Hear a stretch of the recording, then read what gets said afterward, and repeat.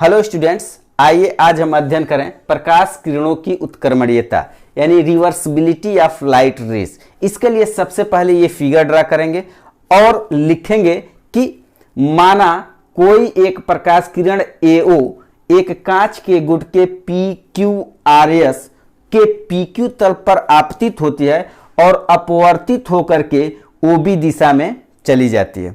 तो पहले माध्यम में जो आपतित किरण होगी वो होगी AO और दूसरे माध्यम में जो अपवर्तित किरण होगी वो होगी OB। यदि पहले माध्यम में आपतन कोण I हो और दूसरे माध्यम में अपवर्तन कोण R हो तो नीचे अब लिखेंगे पहले माध्यम के सापेक्ष दूसरे माध्यम का जो अपवर्तनांक होगा वह होगा साइन I बटे साइन R। ये हो गया समीकरण 1। इसे लिखने के बाद अब फिर से इधर देखेंगे और फिर से 2-3 लाइन लिखेंगे। क्या लिखेंगे? यदि BO किरण कांच से चल करके अगर Y में जाती है तो उस स्थिति में कांच का जो आपतन कोण होगा वो R होगा और Y में जब जाती है तो उस समय इसका अपवर्तन कोण क्या हो जाएगा? I के बराबर होगा। इसलिए अब दूसरी स्थिति क्या हो जाएगी कि दूसरे माध्यम के सापेक्ष पहले माध्यम का जो अपवर्तनांक होगा, चूंकि यह दूसरा माध्यम है और यह पहला माध्यम हो गया यानी यह प्रकाश किरण इधर से इधर जा रही है तो इस समय आपतन कोण क्या हो गया? R और अपवर्तन कोण क्या हो जाएगा? I। तो अब यहां पर हम लिखेंगे साइन R बटे साइन I। अब ये हो गया आपका समीकरण 2। ठीक है, तो अब क्या लिखेंगे इसके नीचे? समीकरण 1 और 2 में तुलना करने पर तो क्या होगा? हम क्या करते हैं, पहले माध्यम के सापेक्ष दूसरे माध्यम का अपवर्तनांक गुणे दूसरे माध्यम के सापेक्ष पहले माध्यम का अपवर्तनांक बराबर करेंगे तो ये भी गुणा कर देंगे आपस में, यानी साइन I बटे साइन R गुणे अब इसमें देखेंगे साइन R बटे साइन I।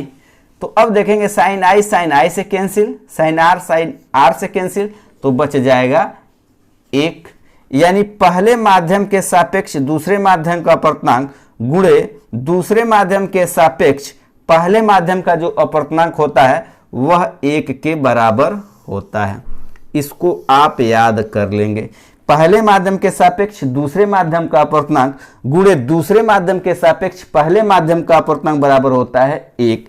या अगर हम कोई ऐसे भी लिख सकते हैं कि पहले माध्यम के सापेक्ष दूसरे माध्यम का जो अपवर्तनांक होगा वो बराबर किससे होगा? 1 बटे दूसरे माध्यम के सापेक्ष पहले माध्यम का अपवर्तनांक। तो एक समीकरण आपका एक सूत्र ये भी हो जाएगा। या इसको हम ऐसे लिख सकते हैं कि दूसरे माध्यम के सापेक्ष पहले माध्यम का अपवर्तनांक क्या होगा? तब हो जाएगा 1 बटे पहले माध्यम के सापेक्ष दूसरे माध्यम का अपवर्तनांक। तो एक सूत्र आपका ये हो जाएगा।